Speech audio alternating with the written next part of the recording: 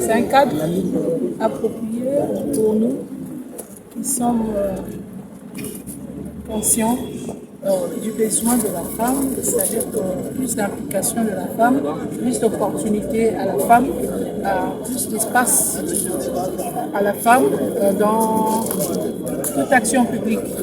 Donc nous avions trouvé ce cadre et pour moi c'était une opportunité de sensibiliser les femmes ainsi que les hommes aussi. Parce qu'aujourd'hui nous sommes sans ignorer qu'il y a plus besoin de femmes, pas plus besoin de femmes comme femmes, mais femme elle est capable, femme est égale à l'homme sur le plan compétences, potentiel et consort. Donc nous avions eu la chance de discuter, de parler, d'échanger, de sensibiliser aussi sur quelques contraintes et défis qui sont facilement, une fois sensibilisés, une fois éveillés, compris.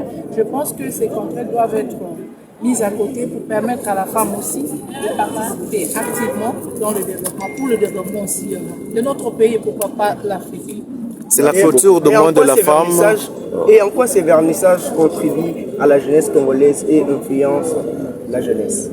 Vous avez eu, même vous êtes jeune, il y a eu plusieurs jeunes ici qui sont venus, jeunes femmes comme hommes.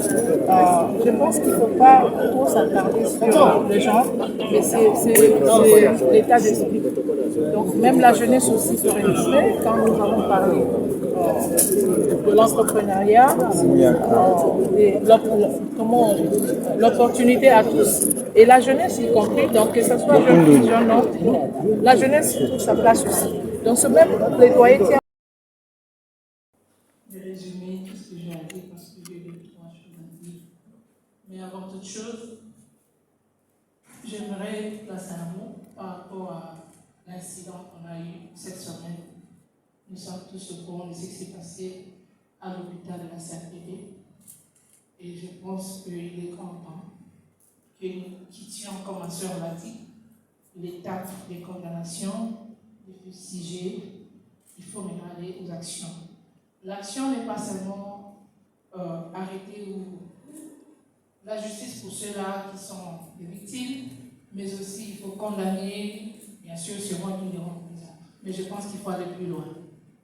Et ce que nous voyons, je pense qu'en tant que psychologue aussi, c'est les résultats de beaucoup de frustrations, beaucoup de divergences dans la société qui n'ont pas été prises en compte ou peut-être qui ont été ignorées pendant beaucoup de temps. Il est grand temps que nous puissions maintenant traiter les problèmes à la source. Il est temps de prévenir que d'attendre traiter le problème ou résoudre le problème. Et cela ne peut être fait que si il y a cette prise de conscience au niveau national et commencer à traiter le problème à la source pour éviter tout ça. Moi, je pense qu'il y en a autant, c'est que nous avons vu cette semaine. Il y a autant qui se passe, mais inaperçu. Il y a beaucoup qui ne parlaient pas. Et cela doit s'arrêter.